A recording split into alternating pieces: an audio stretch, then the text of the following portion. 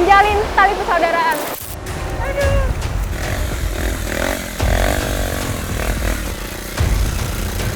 Jaraknya mungkin tidak terlalu jauh dari desa. Jalanan yang berbatu cadas, tanah dan langit seperti ini 1 kilo, tapi sangat ekstrim dan sangat menyulitkan warga.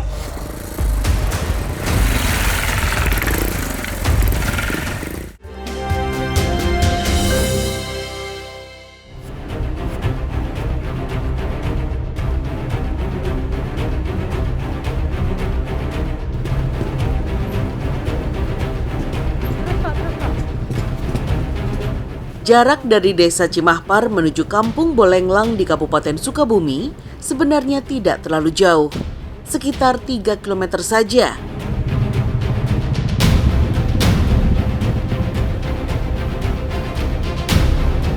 Namun, jarak antara kedua wilayah ini terpisahkan aliran Sungai Cikaso yang cukup lebar. Pilihan transportasi menuju Kampung Bolenglang memang terbatas. Yang terdekat dari Desa Cimahpar harus dengan menyeberangi Sungai Cikaso. Ibu, mau nyebrang, Bu? Iya. Bareng saya sama saya ya. Aku juga mau dagang. Ini dagangan? Iya, dagangan. Oh, mau ke sana juga? Iya, Mau iya. dagangnya di sana? Iya.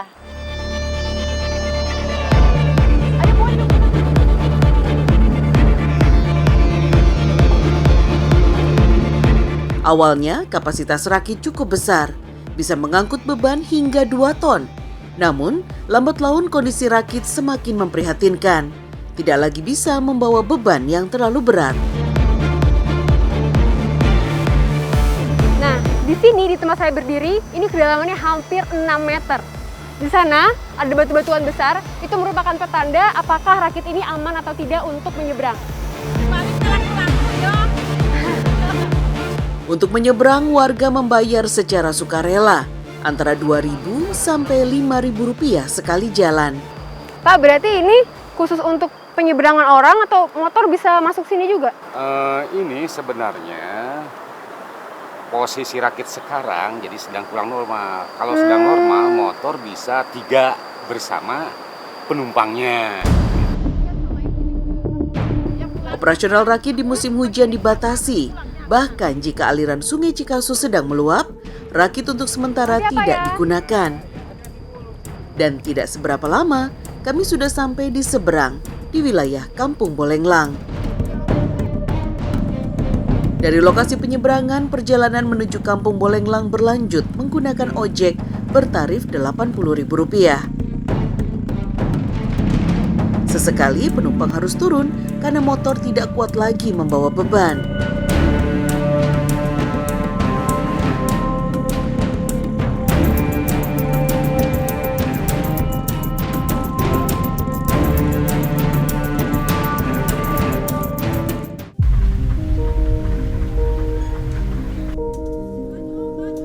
Perjalanan seberat ini sudah Ipah lakukan sejak lama, demi mencari rezeki dengan berjualan baju ke kampung-kampung.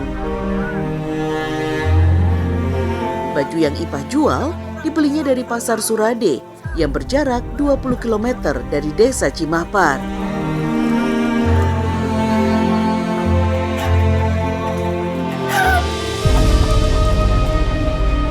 Kenapa bela-belain jualan ke sini, Bu? Kalau ke sini jarang yang dagang, jadi laku di sini. Di sana juga laku, cuman nggak seberapa.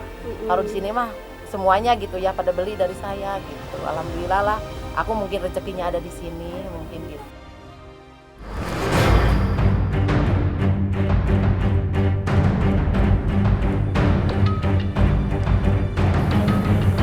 Hari ini, saya bersama Inah dan keluarganya akan pergi ke Desa Cimahpar untuk menjenguk orang tua Inah.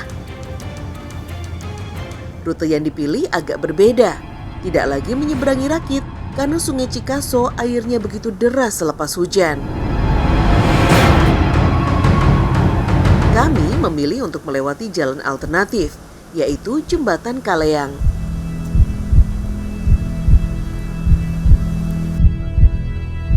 Kondisi jalanan di sini ternyata jauh lebih parah. Kami terpaksa harus menuruni tebing batu yang licin dan terjal.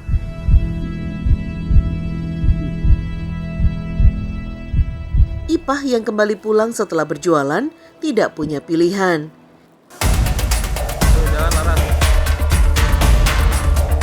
Tak ada satupun pegangan atau batas yang bisa kami andalkan saat menuruni tebing. Jalan alternatif yang menjadi satu-satunya akses saat Sungai Cikaso meluap ini sungguh berbahaya. Ibu, kayak saya merosot, Bu. Tunggu. Nangkurap, aku bilang nangkurap, lebih enak nangkurap, Bu. Jadi Oke. kita mundur, gini mundur tuh. Mundur kan? Oke. Lihat ke bawah. Siap. Ya. Nah, gitu mah nggak keren. Coba mundur, lihat ke bawah. Ya, gitu. Lihat, kalau sudah menanti kita.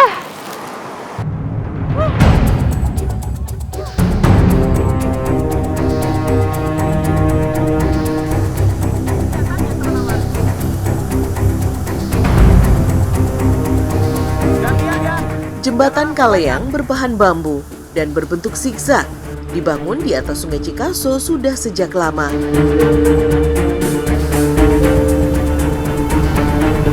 Jembatan Kaleang tidak terlalu besar, kami harus menyeberanginya satu persatu.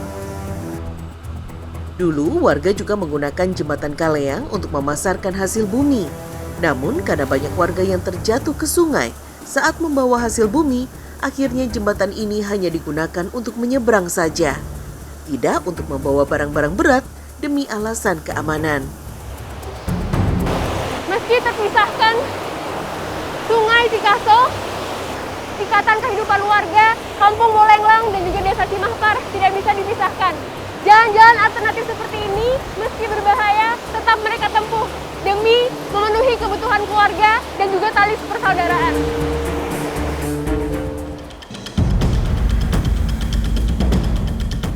Dusun Cibelut, Kecamatan Tegal Belet, Kabupaten Sukabumi, Jawa Barat, berjarak hanya sekitar 90 km dari pusat kabupaten. Sayang, akses jalannya buruk.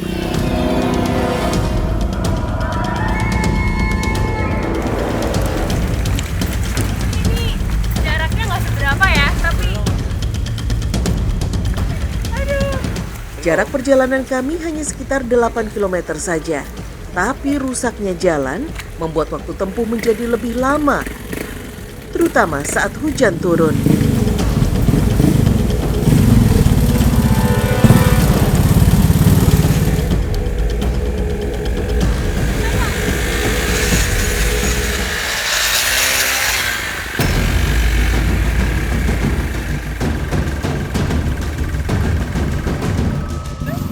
Jangan dulu bermimpi lancar berkomunikasi dengan sinyal dan jaringan internet. 2 kampung di dusun ini saja belum mendapatkan listrik sama sekali.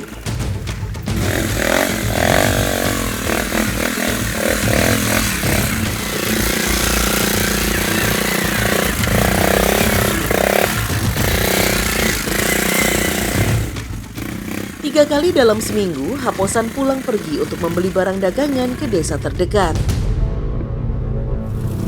Demi menaklukkan medan terjal berbatu, Haposan sengaja memodifikasi motornya dengan memasang rantai di bagian ban, sehingga tidak mudah selip.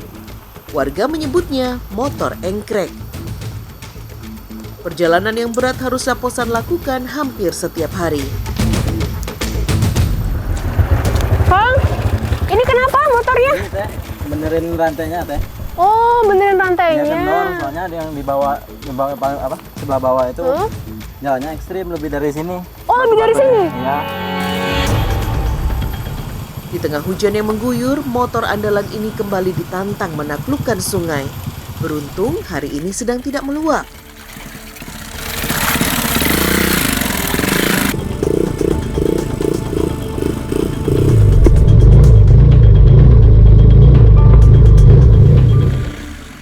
Bila air sedang tinggi, bisa mencapai dada orang dewasa dan para pemotor harus menunggu air surut untuk membuat rakit kayu untuk menyeberang.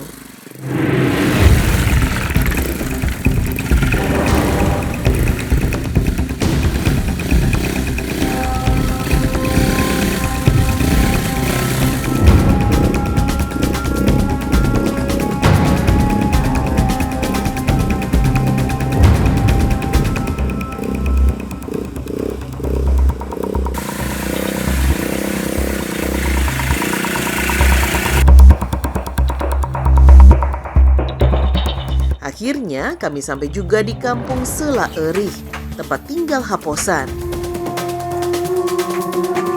Barang dagangan hasil kulakan segera disusun di warung.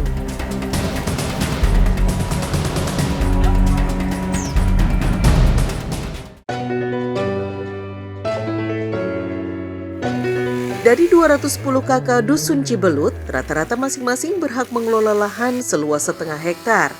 Hampir setengah dari luasan hutan ditumbuhi pohon jati berkualitas tinggi.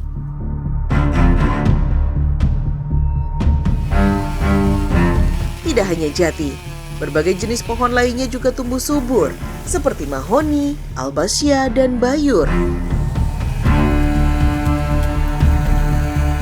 Selain digunakan untuk membangun rumah, kayu juga dijual ke pengepul seharga Rp2,5 juta per kubik. Saat panen tiba dan pesanan cukup banyak, seorang buruh bisa menghasilkan 800 meter kubik kayu jati hanya dalam waktu beberapa hari. Setelah ditebang, pohon jati dipotong untuk diambil bagian dalamnya dengan ukuran panjang 1 hingga 1,5 meter. Kayu lalu dipanggul menuju tepian Sungai Cicurug.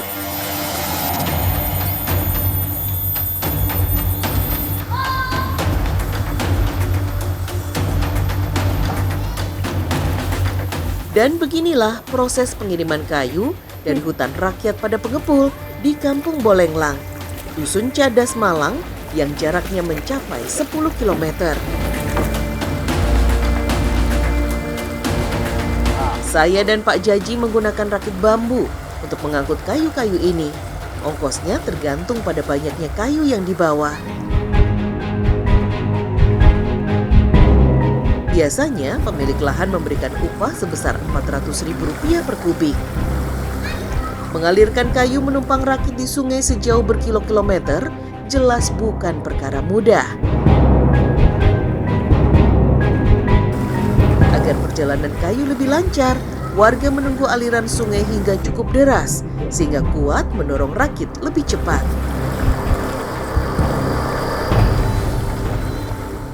Kalau bawa kayu ini kadang sampai 1 hari. Kalau segini ini untuk buat rumah aja.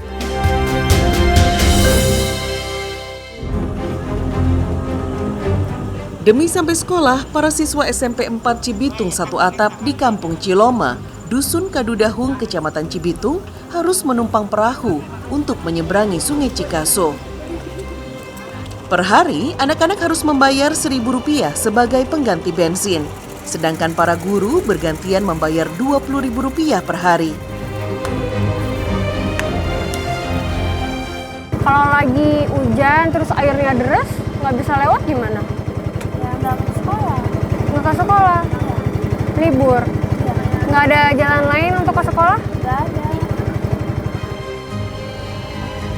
Bagi anak-anak yang sudah lulus SD, SMP Satu Atap menjadi sekolah incaran pertama karena lokasinya paling dekat dari kampung.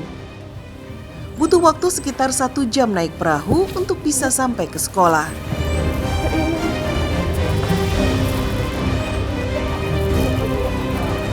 Bismillahirrahmanirrahim.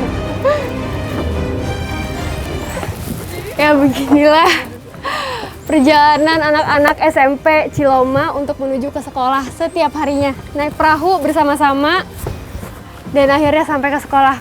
Kalau cuacanya hujan, air deras, mau nggak mau ya libur atau terpaksa tidak sekolah.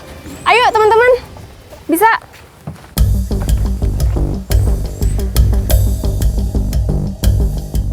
Sayangnya, tidak semua siswa bisa terangkut perahu. Mereka yang tertinggal harus bertaruh nyawa, berenang menyeberangi Sungai Cikaso yang berarus cukup deras.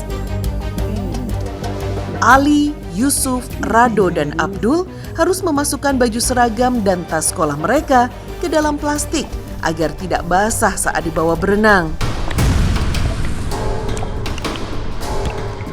Plastik yang diikat hingga mengembang sekaligus bisa menjadi pelampung saat menyeberangi sungai berkedalaman 8 hingga 10 meter ini.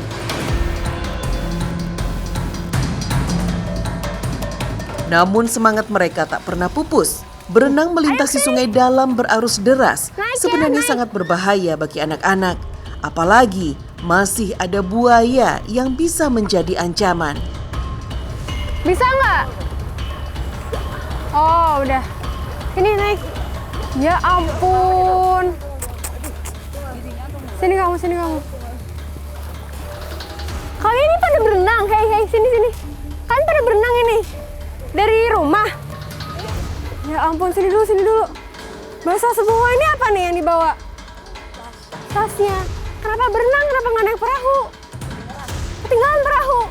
Nggak takut ada buaya? Enggak, udah biasa ya? Beginilah perjuangan dan semangat anak-anak SMP Ciloma. Walaupun ketinggalan perahu, tapi mereka tetap semangat untuk berenang. Walaupun harus menyeberangi sungai sepanjang kurang lebih 70 meter dengan kedalamannya 8 meter. Luar biasa, menantang maut, tapi demi berjuang sekolah, mereka tetap semangat. Ya, tetap semangat sekolahnya? Ya. Oke, ganti baju dulu sekarang deh, basah semua nih. Yuk. Terbatasnya jaringan internet membuat selama masa pandemi COVID, para siswa belajar berkelompok dengan sistem luring atau luar jaringan. Para guru pun harus mendatangi para murid untuk membantu mereka belajar. Akses mungkin ya, akses harus ekstra lah. Tapi anak-anaknya kalau dilihat dari itu lebih semangat di sini. Jadi ketika ngajar itu respon anak itu lebih dari yang di perkotaan lah. Semangat ya. Semangatnya gitu. Mayoritas warga Dusun Ciroyom hidup sebagai petani. Untuk menambah penghasilan, ibu-ibunya mencari pandan laut untuk bahan kerajinan.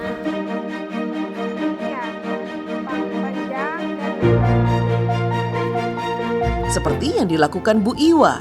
Pandan laut atau pandan duri tumbuh subur di kawasan pesisir. Memotongnya mesti berhati-hati agar tidak terkena durinya yang tajam. Emang ini mau dijual? Iya, dijual. Oh, bisa? Bisa. Nggak ada perusahaan lain. Iwa akhirnya berhasil mengumpulkan 23 kg pandan duri yang hanya dihargai Rp39.000. Tidak sebanding memang dengan hasil kerja keras yang dilakukannya selama 2 hari. Tapi Iwa tetap bersyukur. Tidak hanya menampung pandan laut, pengepul juga menerima gula kelapa buatan warga. Setiap minggu, setidaknya 2 kuintal gula kelapa dijual ke pasar yang jaraknya sekitar 30 km dari dusun. Tantangan berikutnya menanti saat perjalanan menjual hasil tani. Setidaknya butuh 3 jam menumpang motor melalui akses jalan berbahaya, jembatan yang rapuh hingga menyeberangi sungai Karangbolong. Jembatan ini sebenarnya masih sangat baru karena dibangun pertengahan tahun lalu. Namun fondasi kayu dan bambunya sudah lapuk, bahkan bagian tengahnya pun sudah melengkung. Nah ini jembatan satu-satunya yang diakses oleh warga dan dibuat oleh warga sendiri untuk mengakses ke Kecamatan Surade, kecamatan terdekat untuk menjual hasil taninya. Bisa nggak saya bantu dorong? Wah ini.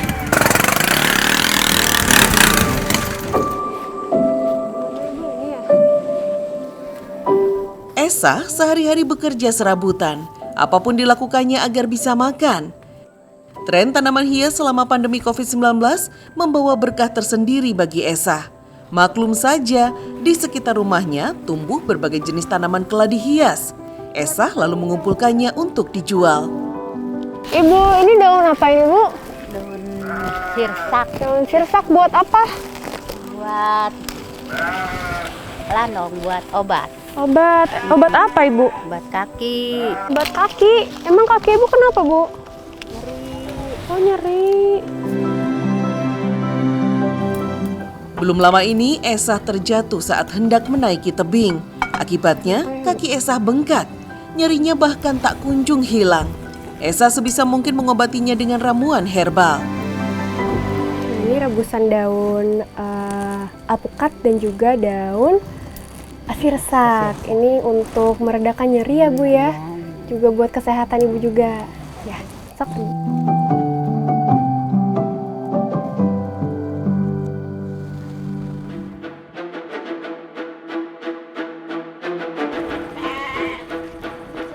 Hari ini, Esah dan Dani berencana naik ke atas bukit untuk menjual domba dan tanaman hias yang sudah dikumpulkan. Perjalanan tentu saja tidak mudah, apalagi kami berjalan menanjak dengan membawa beban yang cukup berat.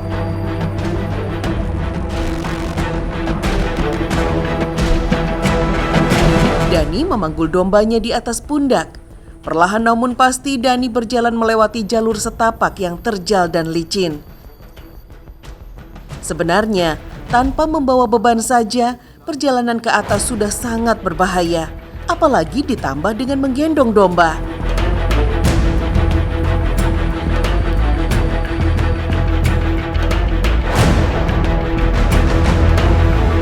Sebisa mungkin saya mengikutinya, sambil membantu Esah membawa tanaman hias di dalam karung.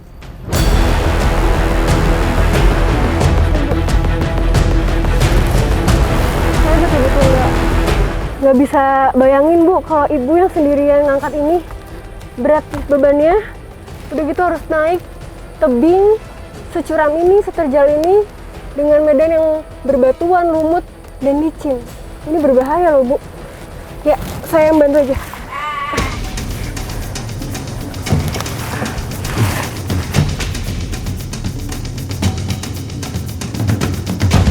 Meski dengan rasa nyeri di kakinya, Esah terus berjalan. Ia tidak tega membiarkan Dani berangkat sendirian. Bagaimanapun, domba dan tanaman hias harus dijual karena persediaan uang Esah sudah semakin menipis.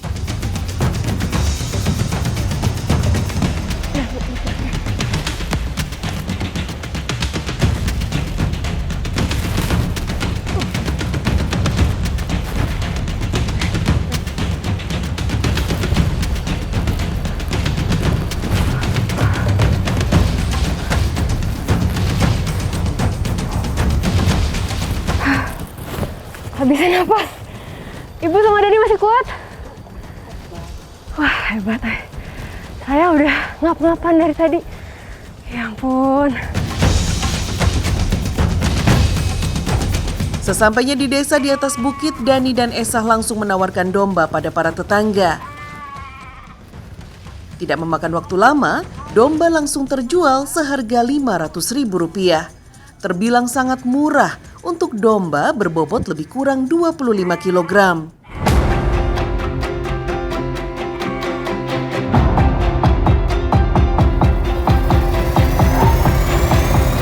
Untuk menjual tanaman keladi hias, kami berjalan agak jauh ke tepian jalan raya. Semoga saja banyak peminat.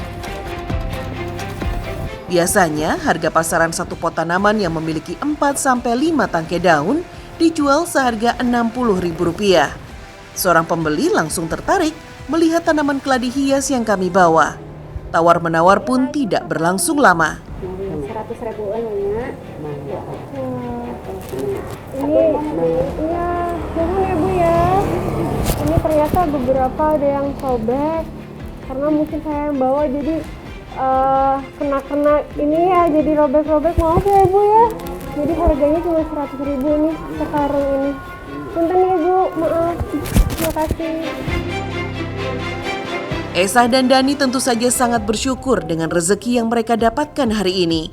Uang Rp600.000 hasil menjual domba dan tanaman hias sudah cukup untuk biaya hidup mereka sebulan ke depan.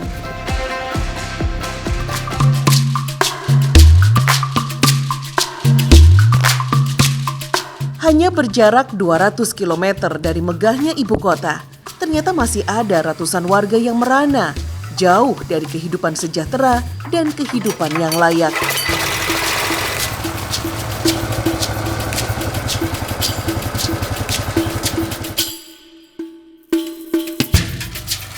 Berlokasi di Dusun Ciroyom dan Kadudahun, dusun terluar dan tertinggal di Desa Cibitung, Sukabumi, Jawa Barat. Bersama tim kesehatan yang akan bertugas, tim Indonesiaku bergerak menuju Desa Cibitung. Perjalanan panjang menuju Desa Cibitung paling cepat ditempuh melalui jalur air. Mengarungi Sungai Cikaso dengan perahu selama 3 jam.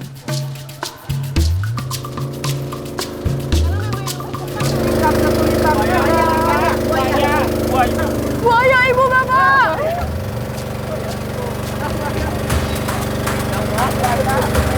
Salah satu sarang buaya di sini. Ya.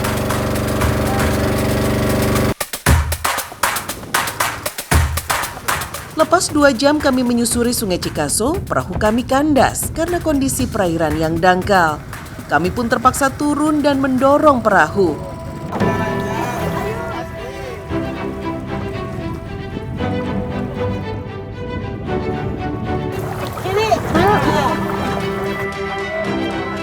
Perjalanan menuju Dusun Ciroyom masih 1 jam lagi. Bila air terus surut, maka kami semua harus berjalan kaki sampai ke dusun hingga berjam-jam lamanya. Akhirnya kami pun sampai di tepian sungai, akses masuk ke Dusun Ciroyom.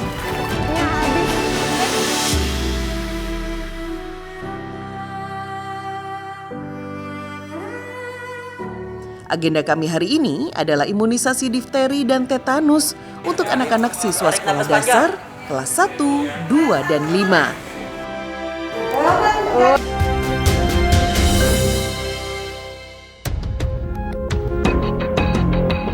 Meski terpencil, pesisir pantai Cipaku, Dusun Ciroyom menyimpan kekayaan alam berharga, yaitu emas. Belasan warga setiap hari mengais bulir-bulir emas di antara pasir pantai. 10 tahun terakhir, aktivitas mendulang emas cukup masif dilakukan walaupun tidak berizin.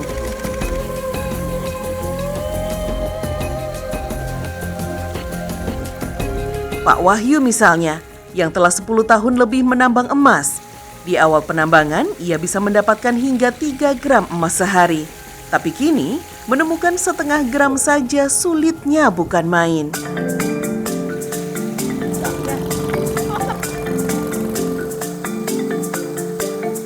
Wahyu memeriksa kandungan emas menggunakan piring kaca.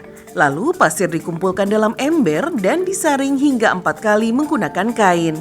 Pasir bermuatan emas dipisahkan untuk kemudian disaring lagi. Nah, kali ini menggunakan air raksa, bahan kimia pelarut untuk memisahkan emas dari bebatuan lainnya. Yang bila digunakan dengan cara yang salah, bisa memunculkan potensi bahaya.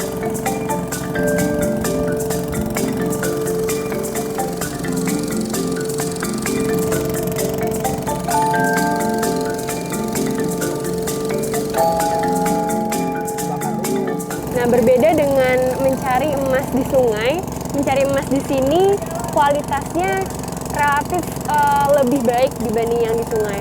Bisa mencapai 85% kadarnya. Setelah ini dibakar dulu ya Pak ya?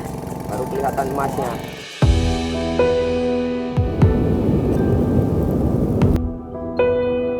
Selanjutnya, emas dibakar di atas bara api kayu bakar dengan sendok stainless steel. Ada yang udah lumer? Setelah warna emas keluar, barulah emas bisa dijual.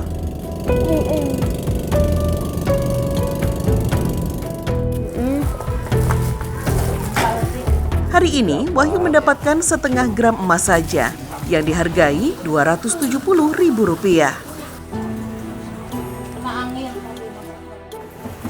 Nasdemnya, Mang.